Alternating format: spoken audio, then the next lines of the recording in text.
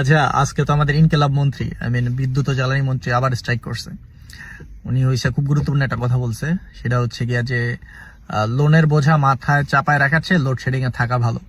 তো ওনার এই কথার সাথে আমিও কিছুটা একমত, কারণ আমি জানি না বাংলাদেশের লোডশেডিং কেমন হয় এখন, কারণ বিগত 10 বছরে আমি 1 সেকেন্ডের জন্য লোডশেডিং পাই নাই ফিনল্যান্ডে। তো ওই যে দেন ঘুমাইতে যায়, কইতেও পারবো না লোডশেডিং কি জিনিস, মানে কনসেপ্টই নাই এই দেশে। কিন্তু তারপরও আমাদের দেশে যেহেতু লোডশেডিং ব্যাপারটা আছে, আমার মনে হয় যে এই ব্যাপারে উনি ভালো একটা কথা বলছেন। তো আমার কথা হচ্ছে যে খামাখা এই যে আপনাদের যে এমপি মন্ত্রীগুলো আছে, তাদের তো মনে করে প্রায় 6,000 কোটি টাকার উপরে ব্যাংক লোন আছে। এই টাকাটা যদি ফেরত দিয়ে দেয়, ওই টাকা দিয়ে তো আমরা বিদ্যুৎ বিল দিতে পারবো, তাই না? এই খামাখা 300 মানুষের ভোগান্তির চেয়ে, মানে 18 কোটি মানুষের ভোগান্তির চেয়ে 300 মানুষের ভোগান্তি আরো না, 300টাও তো না, আপনাকে 222 টাকা কয়টা হয়েছে, যাই হোক। তো ওনাদের বলেন একটু টাকাটা ফেরত দিয়ে দিতে, তাইলে মনে করেন ওই টাকা দিয়ে বিদ্যুৎ বিল দিতে পারবেন, লোডশেডিংও হইলো না, আবার ব্যাংকের টাকাও ব্যাংক ফেরত পেয়ে গেল। তারপর আবার আপনারা এই যে নতুন যে সোয়েটার গভর্নর বসাইছেন, উনি নাকি আসার সাথে সাথে আবার আব্দুল্লাহ আওয়াল মিন্টু যিনি আছেন, ওনার ব্যাংকে 10,000 কোটি টাকা দিয়ে দিচ্ছে। 10,000 কোটি না 1,000 কোটি, যাই হোক। তো এই সমস্ত যে আউল ফাউল কামগুলা করতেছে, এগুলা না করে টাকাটা অর্গানাইজ করে বিদ্যুতের বিলটা দিয়ে দেন, তাই না?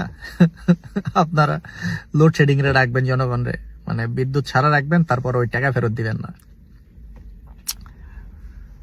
হায়, তারপর আবার এই যে কি জানি, ওই যে শিয়াল গুলারে ছেড়ে দিয়া কইতেছেন মুরগিদের নিরাপত্তা নিশ্চিত করতে হবে না, মাদক মুক্ত পরিবেশ গ্রহণ করবেন আপনি মাদকের সম্রাটটা ছেড়ে দিয়া। যে চিটা যে কক্সবাজারে আছে না বদি, আবার যে মেইন সিন্ডিকেটের হোতা, তারা ছেড়ে দিয়া কইতেছে মাদক নিয়ন্ত্রণ করতে হবে। কই জামু হে করে আল্লাহ। মানে একটা কথা আছে না, স্টকে, ওই যে আমি একটা স্ট্যাটাস দিছিলাম কয়েকদিন আগে, স্টকে মাল না থাকলে আপনারা সাপ্লাই দিবেন কই থেকে? আপনাদের দলে তো শিক্ষিত লোকজন থাকতে হবে, তাই না? আপনাকে আছেই মনে করেন সোয়েটার, তারপর ওই যে ইনকিলাব মন্ত্রী, আর একটা আছে সমঝোতা, আপনারা সাপ্লাই দিবেন কই থেকে?